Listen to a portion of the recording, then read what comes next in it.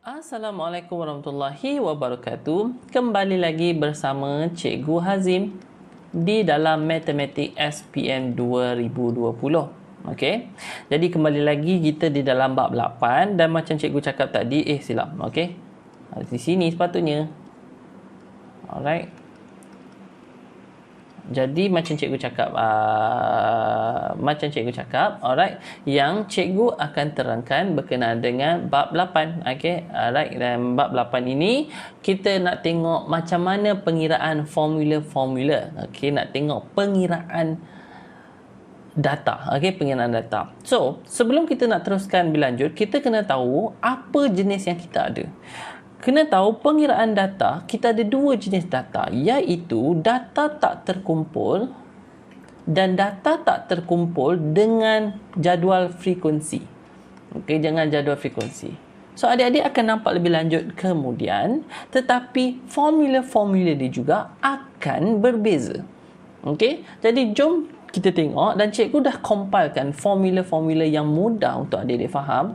Jadi kalau boleh, adik-adik yang tengah tengok video ni, kalau boleh tengah dah buka buku ke, buku nota ke, boleh salin formula. Okey, kalau tak sempat boleh pause dulu. Alright, jom kita tengok pengiraan data tak terkumpul yang pertama dahulu. Okey, iaitu data tak terkumpul tanpa jadual. Nombor satu adalah mean.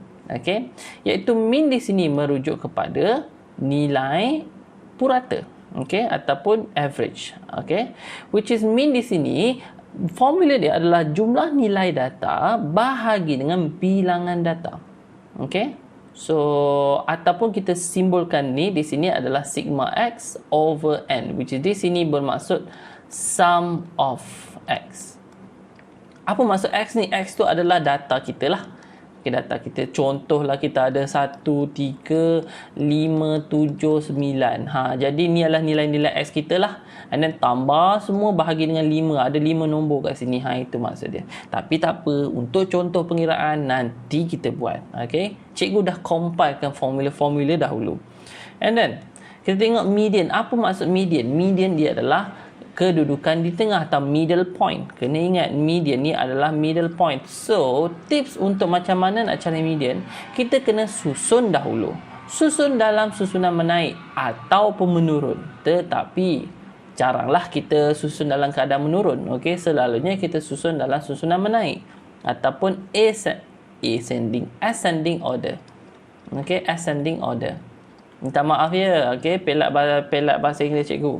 Alright, so di sini ada formula juga, dan di sini adalah menunjuk kepada T dan N tambah 1/2. Apa maksud N di sini? Adalah jumlah data, okey, ataupun bilangan data. Saya tulis ni bilangan data lah. Okey, saya rasa bilangan data lebih tepat lah. Dan T di sini merujuk kepada term ataupun kedudukan yang keberapa. Jadi T di sini merujuk kepada kedudukan dan merujuk kepada term, dan kalau mana-mana kita dapat tu, itulah dia punya median. Tak apa, untuk contoh kita tengok selepas ini. Untuk mode, apakah maksud mode? Mode merujuk kepada nilai yang paling tinggi kekerapan. Tolong ingat, dia mestilah kekerapan. Sebab apa? Kalau nanti adik-adik tengok dalam satu soalan ke apa ke, akan ada situasi yang nilai ataupun data tak ada kekerapan. Okey, tiada kekerapan.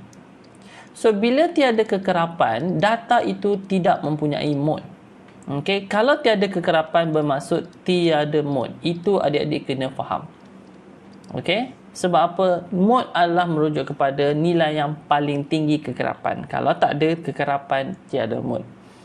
Dan julat yang saya sudah cakap video sebelum ini, mode ni, julat ni merujuk kepada gap. Kita nak tengok gap.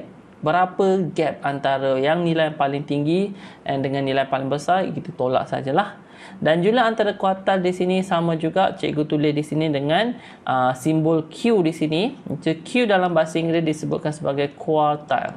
Lebih kurang sama, okey. Jadi di sini third quartile kena tolak dengan first quartile. Apa maksud first and third quartile tu? Adalah 3/4 data tolak 1/4 data. Okey. Ada cara dia, tak apa. Kita tengok video seterusnya. Dan variance, variance ni banyak sikit lah. Okay, variance di sini kena ada formula dia, jumlah tambah data kuasa 2. Maksud data tu kena kuasa 2, lepas tu tambah semua dia. Tambah ke semua dia. And then bahagi dengan bilangan data, tolak dengan min kuasa 2. Ni min ni simbol kat sini ni maksud min.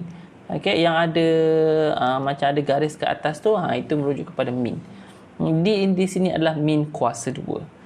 Kena ingat variance. Inilah pengiraan variance. Macam cikgu cakap tadi, variance ni merujuk kepada gap setiap data jauh dia dengan nilai min. Tapi ini formula dia. Salin ya, adik-adik, salin ya. Dan yang seterusnya sisihan pihak Y. Which is sisihan pihak Y sama juga, dia nak tengok gap setiap data dengan nilai min, tetapi dia punca kuasa kepada nilai variance. Sebab tu simbol dia sebagai yang ni, tetapi simbol variance dia kuasa 2. Jadi nak tahu sisihan pihak Y, punca kuasa sahaja. Okey. Jadi cikgu dah compilekan di sini dahulu dan cikgu dah cakap untuk video contoh cikgu teruskan di video yang seterusnya. Sebab apa? Terlalu banyak. Okey, terlalu banyak contoh dalam satu masa. Jadi bagusnya adik-adik salin dahulu. Fahamkan dahulu macam mana nak menggunakan formula ni. Okey.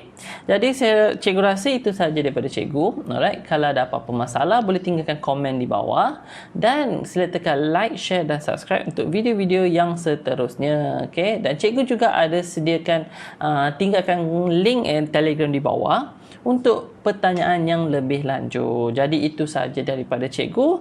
Terima kasih. Jumpa lagi.